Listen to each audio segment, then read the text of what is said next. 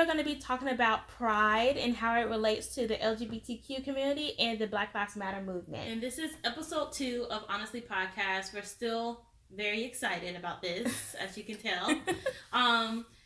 And we're really trying to keep on, like, we don't want to fail. Like, we need to have a podcast every Wednesday. Yeah. So we are making sure that we are doing it. We're trying to be consistent. Before we get into the topic, please go follow us on Instagram, Honestly Podcast with 2 T's. We also have a joint Instagram, it's Zinia and I, and we also have a lifestyle channel on YouTube that is Zinia and I. Yes, and also we have Honestly Podcast Facebook page. Yes. So go, and I think you like Facebook pages. I'm not sure. I'm still trying to learn Facebook. I really don't use it. Mm-hmm. But it has a Facebook page, so go and follow that. Do whatever you're supposed to do on Facebook with that. My Instagram is that's right. Instagram is at Zoria_Lene. And mine is Zinia_Lachey. We are so excited about this topic. This is something that we've been talking about a long time with each other, and it was my idea, Zinia, the one that's talking. It kind of sounded like you were going, love me long time. We've been talking about this long time. But it was something that I saw while scrolling on Instagram, and I really wanted to talk about it.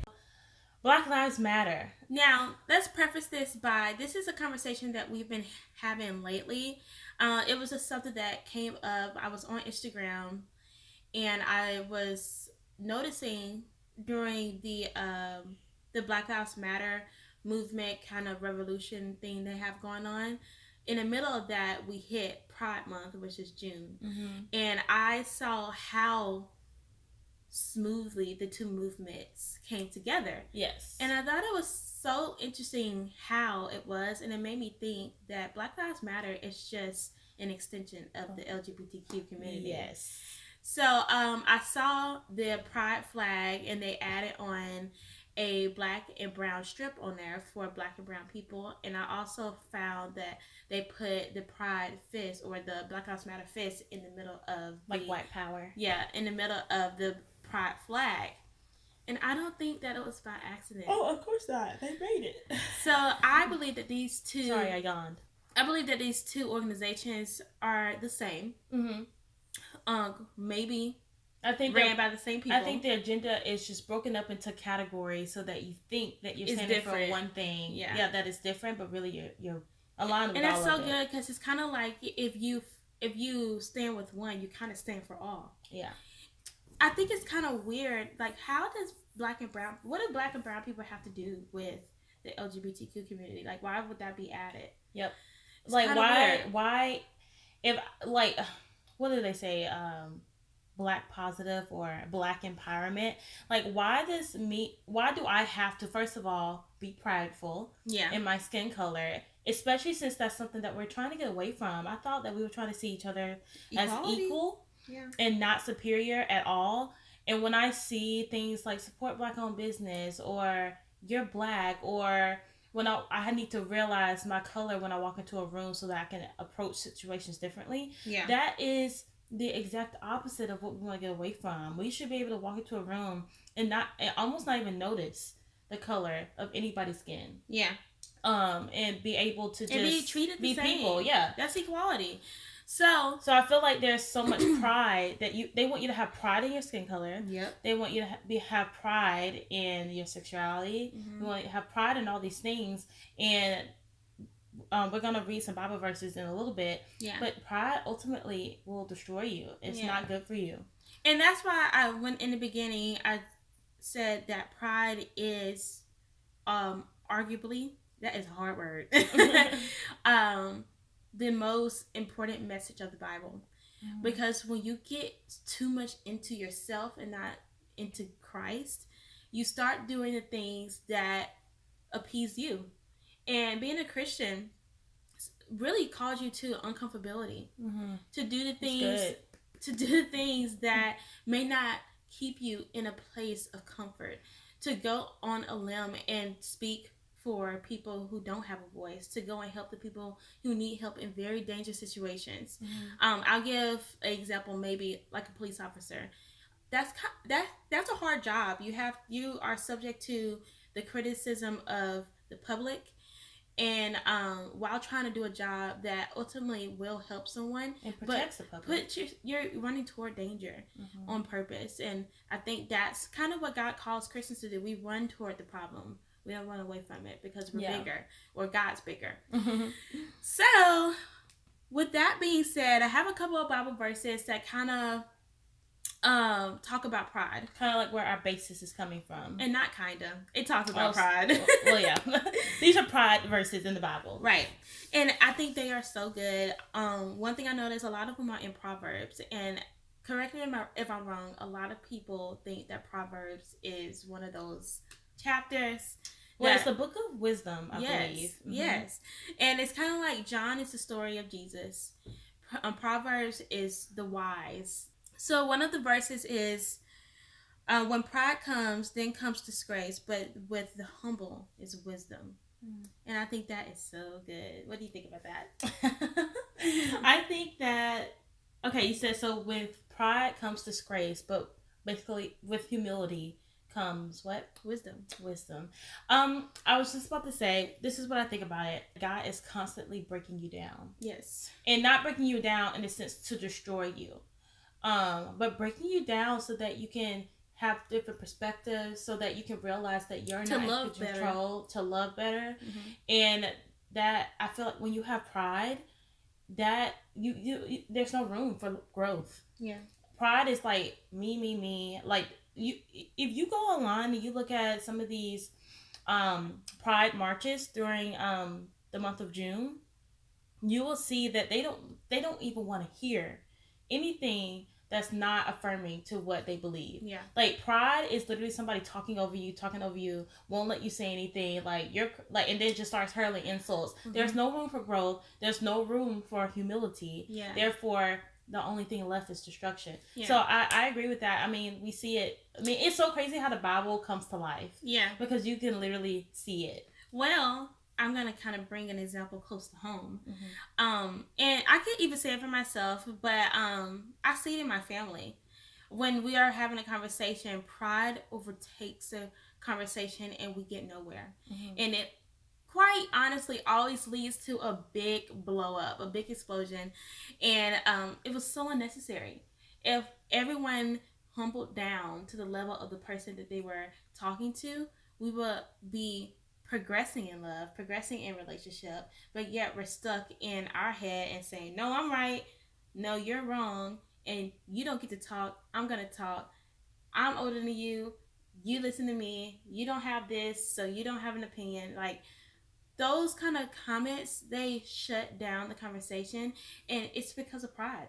Pride has entered the chat.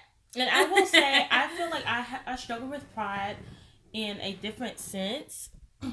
I've always said this, like even as simple as being able to break down, I don't think you should do this with everybody in your life, but having people close to you, with your family, with your husband, boyfriend, having somebody that you can literally be yourself with, and that you can take off the mask with, I think not being able to do that is a form of pride.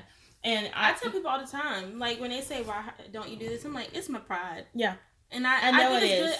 I think it's good that I can pinpoint it. Yeah. And I know that's what it is, because then if you know the problem, you can find the issue. What you can if you can identify the problem. I think you said it right. Oh wait. No, if you know the problem, then you can find the solution. A solution. Okay. And then also I want to say, like, when even at church, me and Zinia still kind of struggle with lifting our hands in surrender, like worship, true worship. And I feel like me not being able to do that is another form of pride. And again, that verse is just, like I said, it's coming to life continuously, because it's when you can't be humble, you're always worried about what people think. Yeah. And you can't just surrender. And that's what worship is. And even in relationship, just surrendering to your partner, surrendering to God, like all of these things are so important, and pride can cloud it so easily. Yeah. And it's one of, I think we can say it's one of the devil's best tricks. Yes. It's just like, I don't know, it's kind of a self-absorbent thing. It's like why would you want to do that if it makes you feel like that? Because the devil appeals to your emotions, and I would dare say pride is an emotion. It is. Yeah.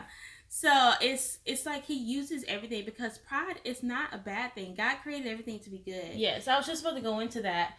That our emotions are not inherently bad. Yes. Nothing is bad because God has created everything. He created you and everything that came with you. Yes. So the only thing that makes it bad is the devil, because he just perverts everything. Yes. So all the examples of pride we just gave, those are the perversions. Yes. Not being able to surrender, being overly confident and cocky, but having pride in your job, having pride in your God, being proud of the things that you accomplish, but not letting it overtake you to where you are boasting about it. Yes. I think that's like the boastful part is what the perversion is. Yes, and it's so easy to cross into it.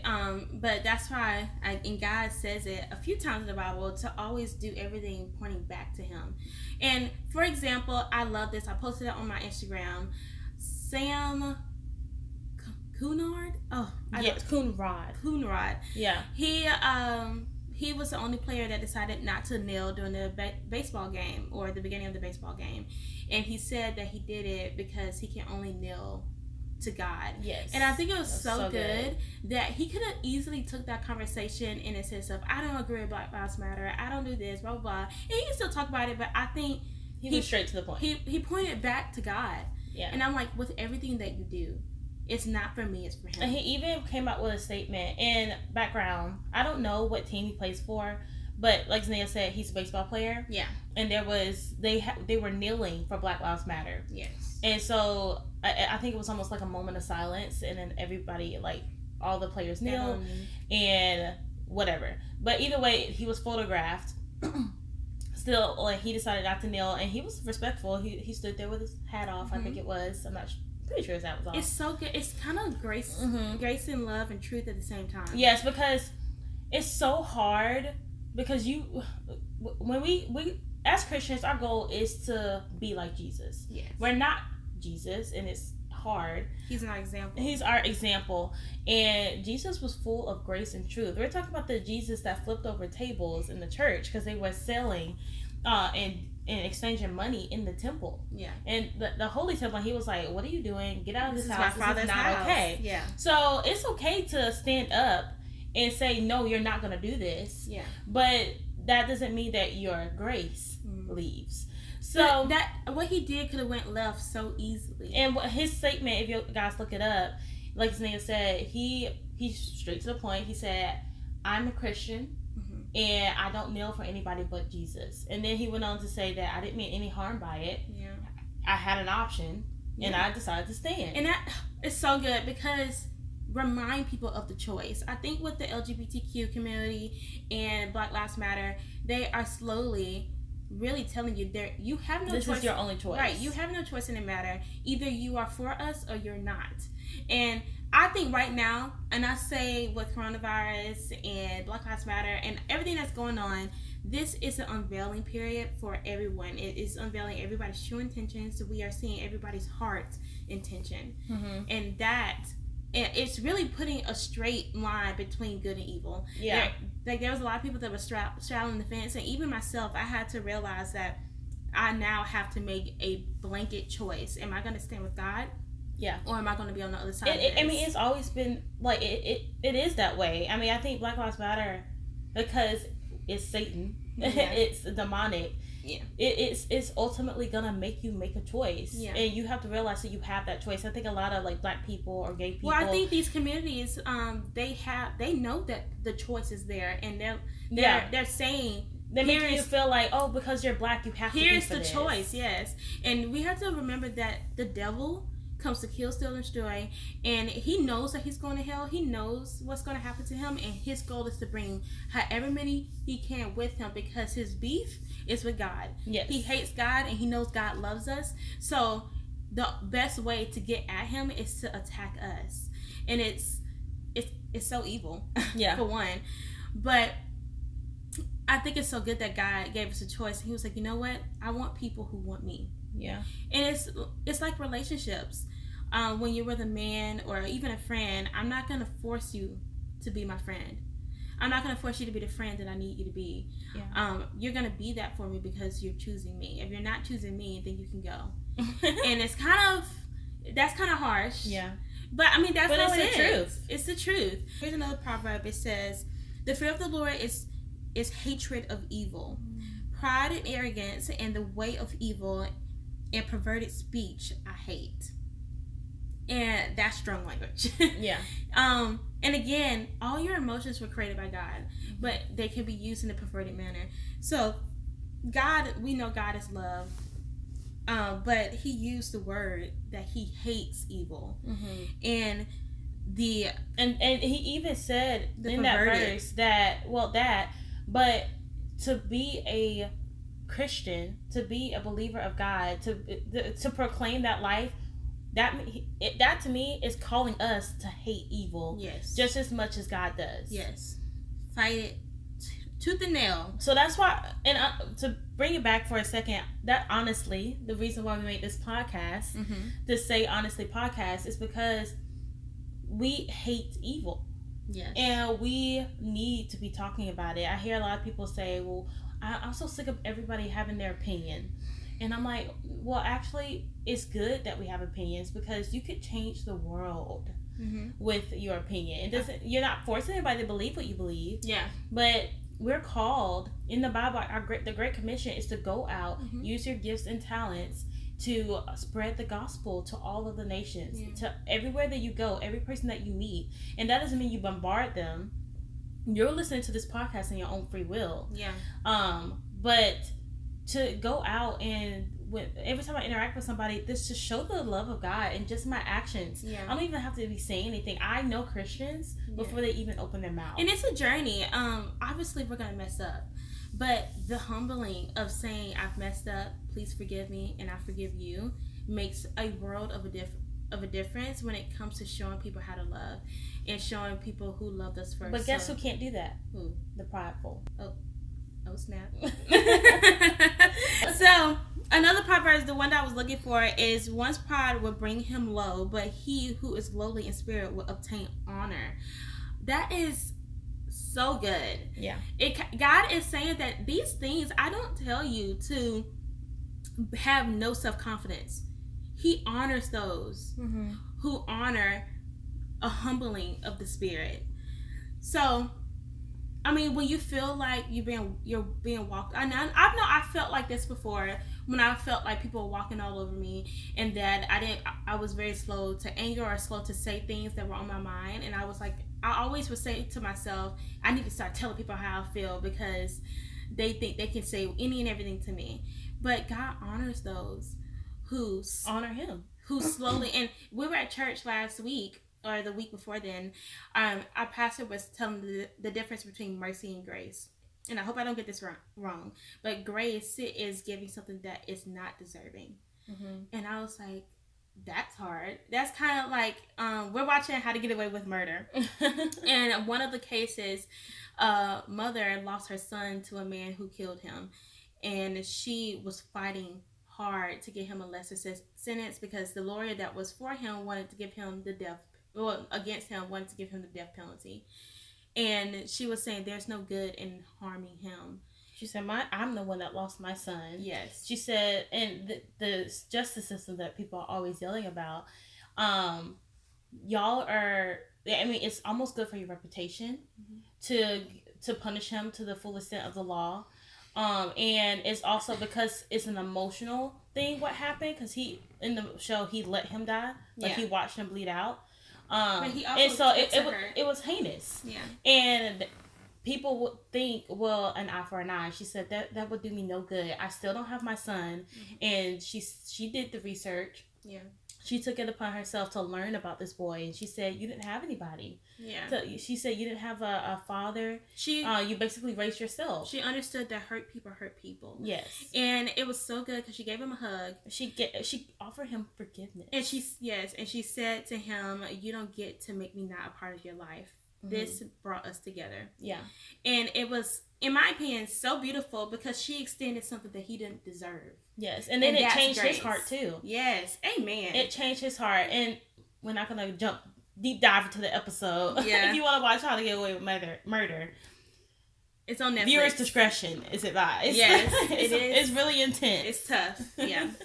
But I said all to say, like, forgiveness, all of that. That's not that. It takes. What am I trying to say? It takes God's strength. It takes God's strength, and that you can't be prideful and be able to do. And it's like I said in the beginning, God calls us to uncomfortability. Like, to really sit down and decide not to be mad at that person, no matter how heinous the crime.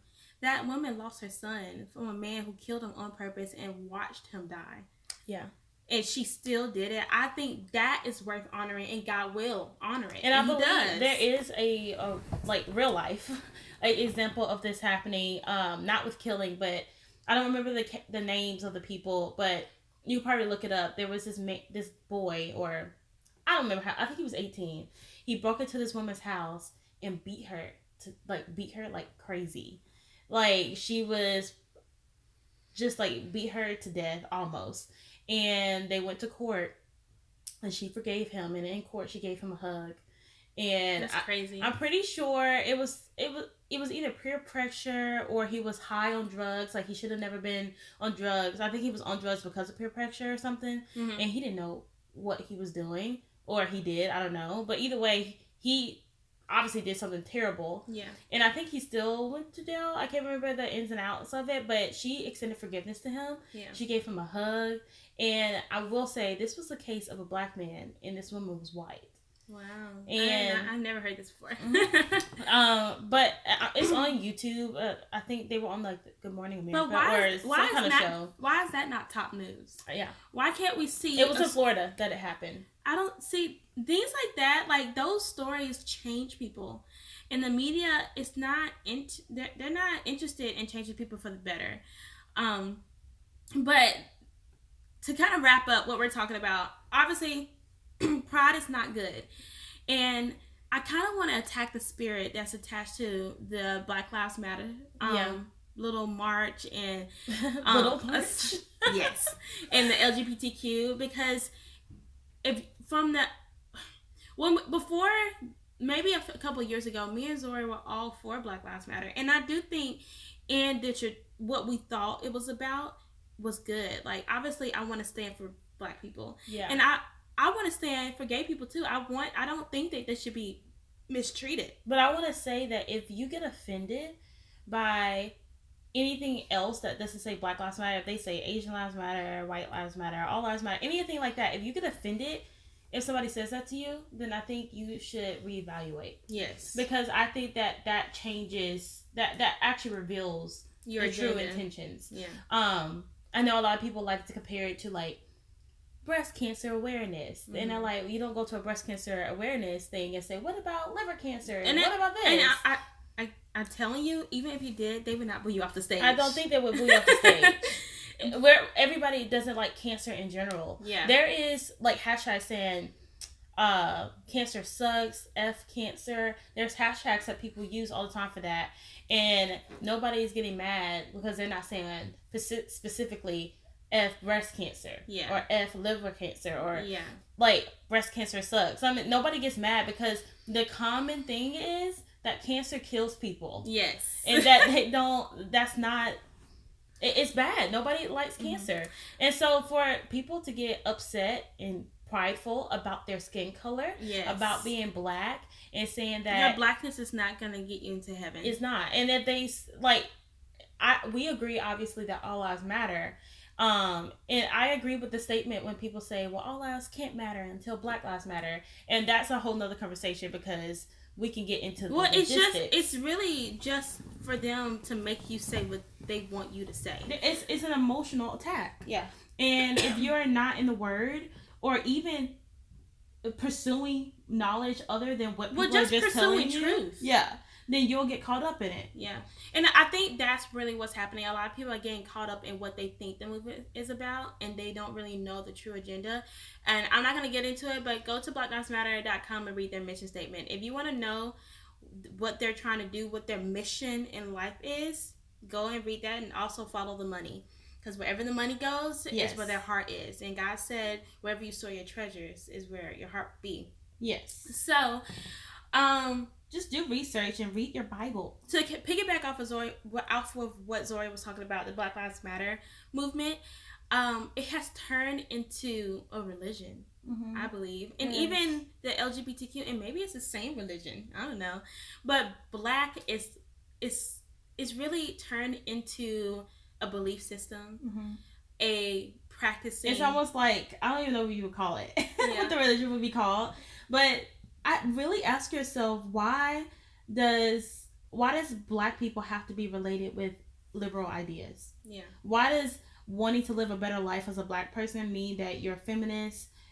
Possibly, majority of the time, they associate you with being a feminist, with being a LGBTQ ally, all these things. Just like Zinia talks about the flag, why is that all together? What does that have to do with Black lives? And remember, if you really look into it, both of these organizations they want to eradicate the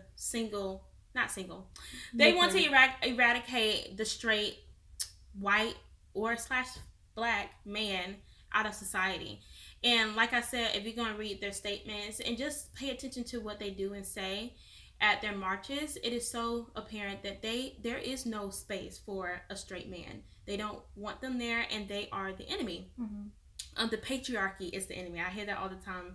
We have to destroy the patriarchy. A lot of people don't know what patriarchy means. That means the man, a nuclear family. Leader, nuclear family. They don't like that. And I believe that men are to be leaders and are meant to lead women, but that's a whole different conversation. But I believe y'all with this. If you're ever questioning what you're doing, like I said with the mission, as Christians, our mission is to spread the gospel, love people, and bear good fruit. That's what we do. We're voices for the voiceless. We have open hands to the needy or the poor. We're supposed to be the light of the world, the salt of the world. The devil's mission is to kill, steal, and destroy. If what you're standing for is you constantly see killing, theft, and destruction, you know what's of crazy anything, is, I'm gonna say Black Lives Matter. All the riots that were happening, that's exactly what we were seeing. Yes.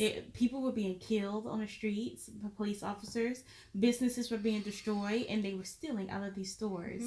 So if you're trying to figure out what you want to believe and what is good for you, open up your eyes. Don't see what you want to see. See what's in front of you. And compare those mission statements. Is this organization killing people? If you see that, then question it. And in the Bible, everything. In the Bible, at the end, in the end times, it says to test everything to the Spirit. And I think that means test it to the Spirit, the Holy Spirit. But also, you want to see if this is a demonic spirit that's attached to whatever that organization is. And I'm just going to flat-footed say that the LGBTQ community and Black Lives Matter community is ran by a demonic spirit that is robbing people of the freedom that they can find in God. And I want to be clear in saying that, and me and Zia talk about this all the time, that the majority of the time, the way that they loop you in is that there is some truth in all of this. Well, remember, the devil can't create anything. Yes. He can only twist and pervert. So usually it is the truth. It's at the core of it is a lie. So it's a lie wrapped in truth. If you don't do the research, you will never get to the core. Yeah. And all you will see is, of course, Black Lives Matter. Of course, love is love. Mm-hmm. It's not. Yes. Or, of course, all these gushy things. But if you don't get to the meat of it, which honestly they're showing you blankly, like it's obviously at this point they're not hiding. They're not hiding it, but they've already caught you. They've already reeled you in. But you need to do the research for yourself, and you need to penetrate. You have to remember, the devil is the master of manipulation. And then also, he's the father of all lies. That's all he does, is just spit lies. Lie. Like, just everywhere you turn, there's a lie. And don't ever let anybody tell you that they love you if they're lying to you. It's not true. So, Just again, keep that in mind with everything that you do, that God has a plan for you, and the devil does too, and you have to choose which plan you're going to follow. And if that plan allows you to love people for real, yeah, according to what the word says and to about help love. people. And I'm trying to appeal. I'm pretty much doing what the devil does. I'm appealing to your emotion. If you're truly about love, if you're gay, if you're black, and you're for the Black Lives Matter movement, all that stuff. If you're really truly about love, nothing of hate should come out of your mouth. Yeah. Nothing that could hurt someone should be done. Throwing those, I can't remember what they're called, those makeshift bombs at police officers in their car. It's something like cocktail. I can't remember. That is not love. Love does not hate like that. Love does not hate at all. Yeah. And I just want to say that when all this started happening, what did we see? Looting, rioting, destruction of property, people dying. Those are all the three things that the devil comes to do. And he cannot do it without participation, a helping hand. Yeah. Make sure that you're not that helping hand. And you, like I said, I want to stand for the equality of gay, transgender, lesbian, all those people. I want to stand for that. And I also want to stand for the equality of black people. But I am not going to do it for these organizations that prompt this behavior, that okay this behavior. And it is so crystal clear because the news said, quarantine, I have no respect for you if you're not wearing a mask. But if you're protesting, have at it. Yes. Do your thing. We stand with you. We stand with you. It's really a tragic story to watch how lost people are. Yeah. And so I don't know. I just want people to hear our hearts in this. Like I said, you can stand for something right and not be a part of these communities. Yeah. So don't fall for it. Don't fall for the trick. I just want everybody to be sure that they understand the weight of the time that we're in. I believe that we're in the end times. And if you don't know what the end times or what I'm speaking on, crack open Revelations. Now, if you are a new believing Christian, maybe start in John. Revelations is it's a healthy chapter. I mean, I haven't read through any part, like fully through any chapter of the Bible right now. I'm working my way through John, and my goal hopefully is to read one chapter a day. Yeah. Because it's a lot. Obviously, you have to study the word like constantly. Yeah, it's just like in school, I understand why the Bible was part of the curriculum in the beginning, because it is so much and it's so hard to try to do that as an adult when you could have been doing that your whole life. It's important. It is important. Yeah. And it shows that there's a reason why they took it out, because of its importance. Yes, ma'am.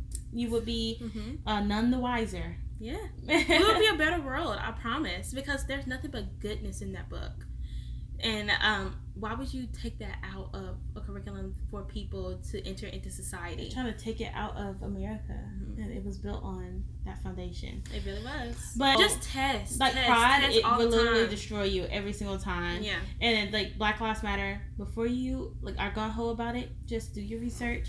And I mean, yeah. I mean, I think Black Lives Matter was a genius title, but for their Pride was almost a genius title too. Love is love. Oh, that tops it. Yes, that tops it right there. So just don't get distracted. Don't get blinded by the pretty words. Yes. Do more research.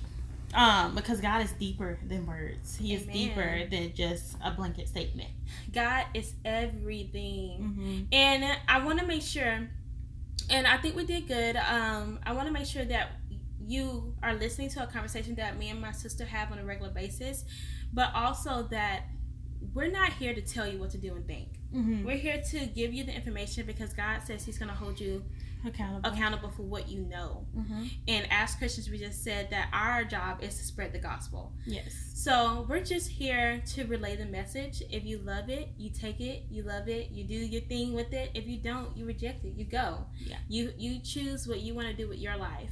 But we want to make sure that we're doing the work of the Lord, by letting you know that there is a different way, there is a different opinion.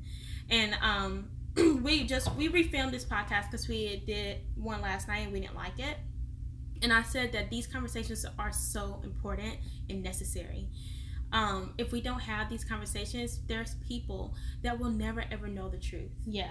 And a lot of people say the Bible kind of alludes to, I guess, and correct me if I'm wrong, I'm not afraid of being corrected, but a lot of people say that God's not coming back until everybody knows his name. Well, that's what I believe. Yes. So in order for that to happen, we gotta talk about it. You gotta be spreading the gospel. We gotta talk about that. And we should be praying for his return. Because we shouldn't want to stay on this earth. I mean, it might seem all happy and dandy because this is all you know right now, but I believe in a heaven. I believe in an eternal life that is 20,000 times better than what this is. I'm trying to get to my holy Bible. I know our pastor says the Krispy Kreme light is always on in heaven. In heaven. So that's what we're trying to get to. We need some donuts in our life. Yes, always and all the time. Yes. But thank you guys so much for listening to this podcast. I kind of had a good time talking about it. Yeah. I think it was. I hope that it felt too heavy. Yeah, I don't think it was too heavy. It was a little bit of a heavy topic because we're talking about something that's kind of controversial. A lot of people are for the LGBTQ community and the Black Lives Matter march. Why do I keep saying march? Or movement, I guess. Yeah, movement. But I just want people to step back and really dig deep in what this is. Find out who these people are. Find out what their mission is. Find out what your mission is. And it's kind of sad because I see a lot of Christians when all this sparked up that were saying Black Lives Matter, and I'm like, you have a church. Mm-hmm. You are leading these people, and God says, and he doesn't say you won't go to heaven, but he'll say that their blood will be on your hands, and I want clean hands. Yes. When I get to heaven, because that's tragic. Everything matters. Every moment matters. I mean, something just as simple as, like, me and Zinia talk about it all the time, like, even at work, something as simple as, don't leave that shirt on the floor if you see that something's wrong, go ahead and fix it. Yeah. Because it's not worth just leaving these things that you think are minuscule. Mm-hmm. And it could change. It could change the course of everything. I mean, you just think back to just one little mistake, it can ruin your whole day. Yeah. But yeah, like Zinia said, I hope you guys enjoyed this podcast. You gotta follow us on everything. We have a lifestyle Instagram and YouTube account. It's Ziniaandzoriadrake. Yes. Honestly Podcast has its own Instagram. It's Honestly Podcast with 2 T's, and then we have our separate accounts. Mine is Zinia_Lachey, and mine is Zoria_Lene. And please come back for another episode. We come with a new one every week on Wednesday around 3 p.m. And our birthday is tomorrow. So